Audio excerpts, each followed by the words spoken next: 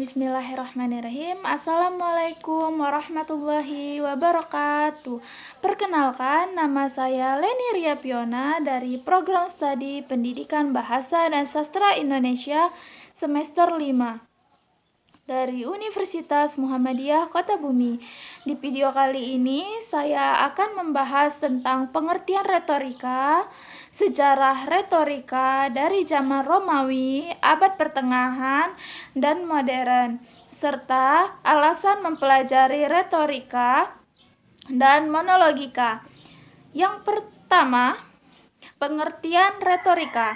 Retorika berasal dari bahasa Inggris retorik, yaitu ilmu berbicara atau seni berbicara di hadapan umum atau ucapan untuk menciptakan kesan yang diinginkan.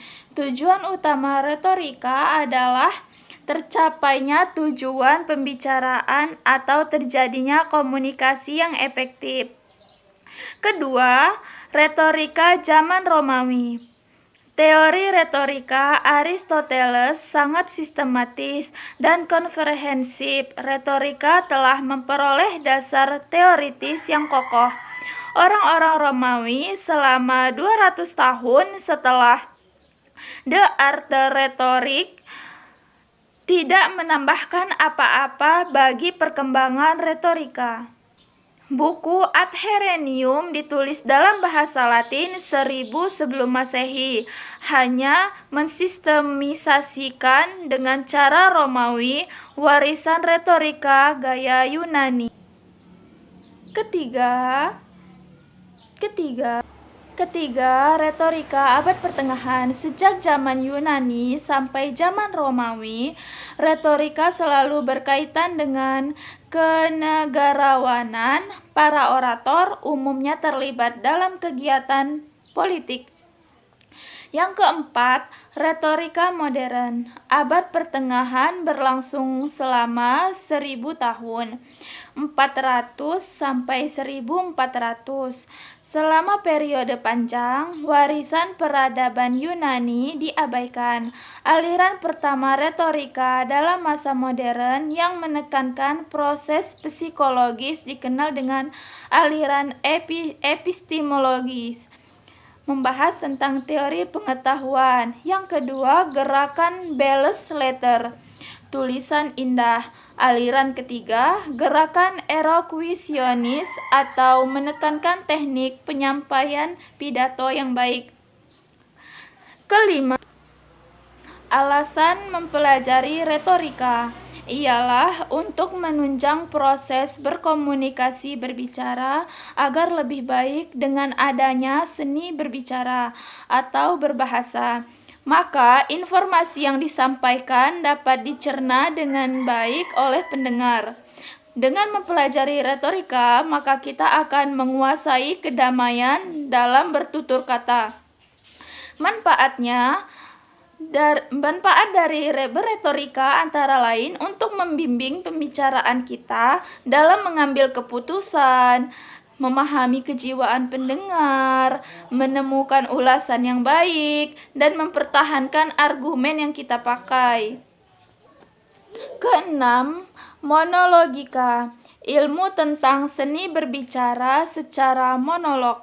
Dalam monologika, hanya ada satu orang yang berbicara kepada orang lain.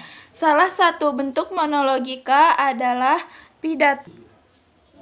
Pidato adalah menyampaikan pesan di publik yang bertujuan tertentu.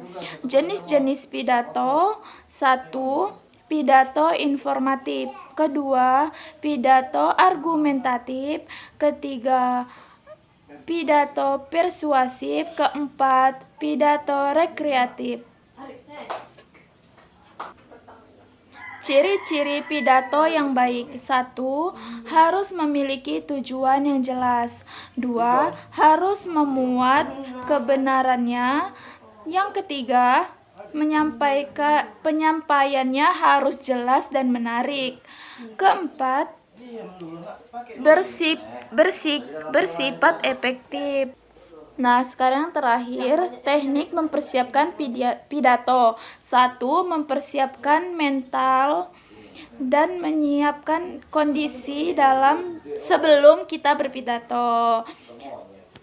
Kedua, menentukan tujuan. Ketiga, menentukan pokok utama. Keempat, menganalisis pendengar dan suasana. Kelima, mengumpulkan bahan yang akan menjadi kata kunci. Keenam, membuat kerangka saat mempersiapkan untuk acara pidato.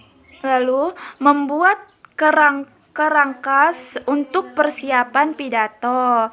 Dan ketujuh, menguraikan secara detail isi pidato. 8. Melatih di suara agar kita tidak grogi dalam melakukan pidato. Jadi suara kita itu harus tegar dan kuat. Kita harus mengontrol agar diri kita ketika berada di depan. Sekian video dari materi saya tentang pengertian retorika. Jika ada salah kata, saya mohon maaf. Saya akhiri. Assalamualaikum warahmatullahi wabarakatuh.